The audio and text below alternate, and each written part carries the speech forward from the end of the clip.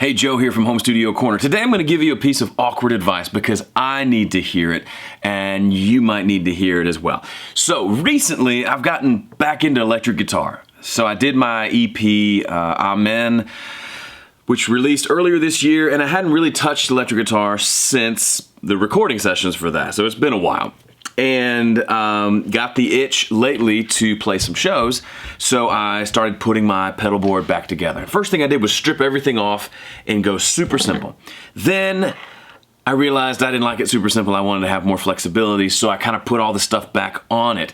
And I'll switch over and show you a picture of the pedal board right now to kind of show you what it looks like in its current iteration, which I think is really, really cool. And there's a point here I'm getting to, so let me just explain this and then we'll get to the point. So the Boss ES5, which is the black box on the bottom right with all the switches, that's my go-to, that's the kind of the brains of the operation. It has 5 different loops, so I can put different pedals in different loops, and I can engage and disengage them and also rearrange the order of them however I want, depending on the needs for the song. So that's pretty cool. It also allows me to send MIDI messages to the Line 6 M9, which is the box just above it to the right, that has lots of different sounds that I use and a lot of flexibility, and I can control what sounds are present, what patches to pull up, everything from that Boss ES5, which is pretty cool.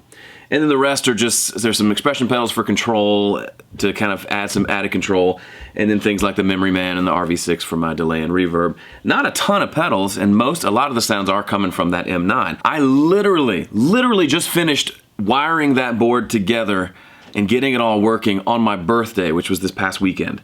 And on my birthday, I got some birthday money, and as soon as I had some money to spend, I started thinking about how to spend it. And I went all the way to thinking I should get one of those Line 6 Helix boxes instead of all that.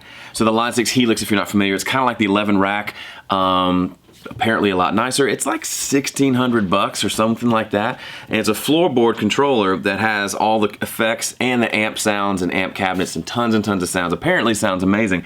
But I spent hours going through thinking, okay, I can sell this, I can sell that, I can sell that, and that'll make this much, and then I'll have this much to spend to buy the Helix. And I was thinking about selling some guitars, like going kind of into a crazy place for this thing that I've literally never played. And I realized as I was sitting in my leather chair up there that I love to sit in, and I had my little notebook out and was kind of thinking through stuff, and I had this moment of clarity where I realized, Joe, you're doing that thing where you obsess about something. And not that all of that obsession is bad. Some obsessions turn into really good things, but I knew I was going to a place that probably wasn't healthy because I have worked this pedal board a couple of different times, and I have had a total of 2 rehearsals with the band and 0 shows. And I'm over here thinking, I'm gonna get this Helix. You know what that's gonna mean? It's gonna take time. If I were to do that, I would have to sell all this stuff, figure it out, buy the thing, then learn the thing, and then spend countless evenings tweaking with the patches, because there's infinite number of options of all these different pedals you can use inside the system, all these different amps, all these different ways of routing it, all these different ways to lay out the switches.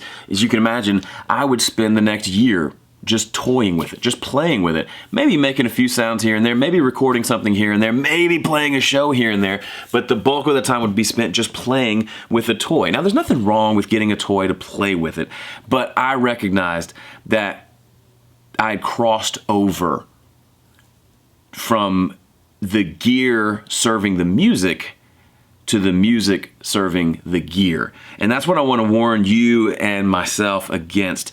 The reason all that gear over there exists, the reason these guitars exist, the reason all this rack mount equipment and that keyboard over there exist is to make music.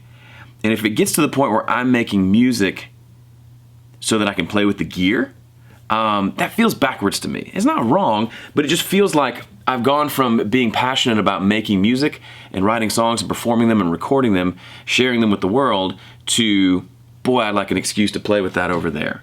I really need to make some music that allows me to really utilize that pedal board better. Do you get the difference there? The music is now serving the gear instead of the opposite.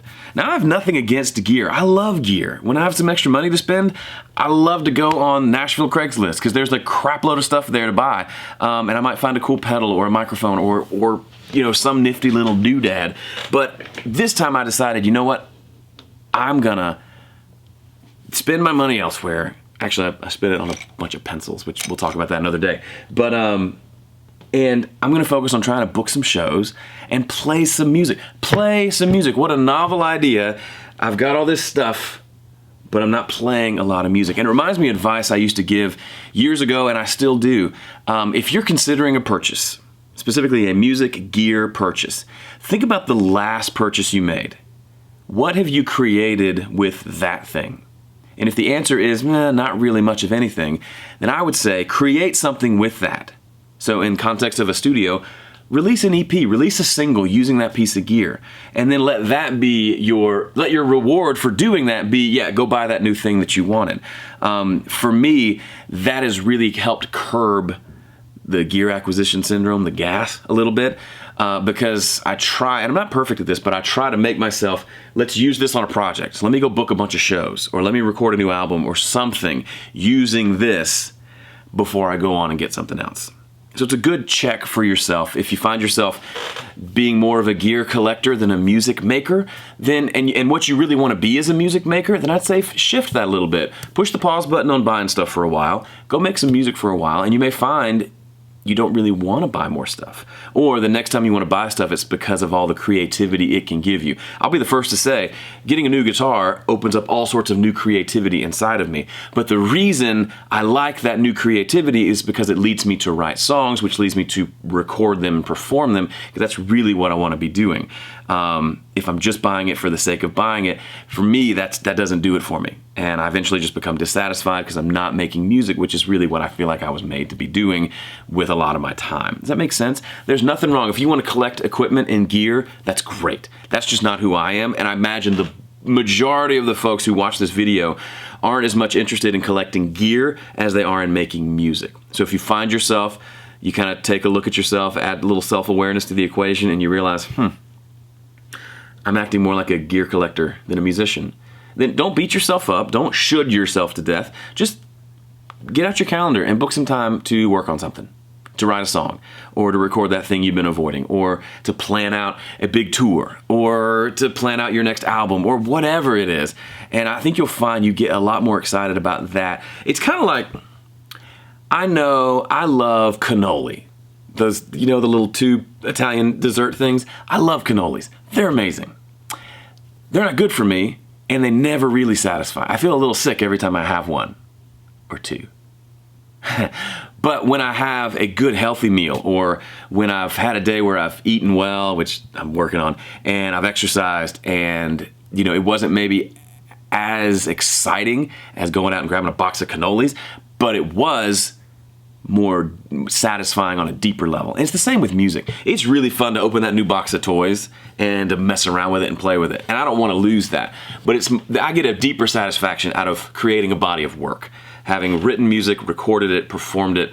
That's what really, it gives me there's a deeper level of like, yeah, that's what I was meant to do, over the excitement of opening a box and having fun with a toy. So I'm not trying to project my motives and my goals onto you, but I imagine we're similar. I imagine as much as we love gear, you and I are probably the same. We really want to make music more than we want to have the equipment. So if that describes you, then maybe flip the switch for a season. Give yourself 3 months to not buy anything and just work on making some music. I think you'll find you'll be really glad you did, and you'll have maybe made some of the best music you've ever made. You just never know, and that's what excites me about making music. All right, that's it for this video. Thank you for watching. If this resonated with you, would you do me a favor? Hit the like button. That actually helps a lot. And also share this video. Put it on your Facebook, Twitter, whatever other crazy platforms you're using. If you have friends, and maybe tag a friend or two that you think could hear this. Not in a passive-aggressive way, but someone who you think needs to be encouraged. That we're all normal, we all struggle with all the same things, really, but we all want to make music. And hopefully this channel over the last 10 years has helped you make music, and I want to continue for the next 10 years and beyond to continue helping you and myself to make music. Thanks for watching. Appreciate you. See ya.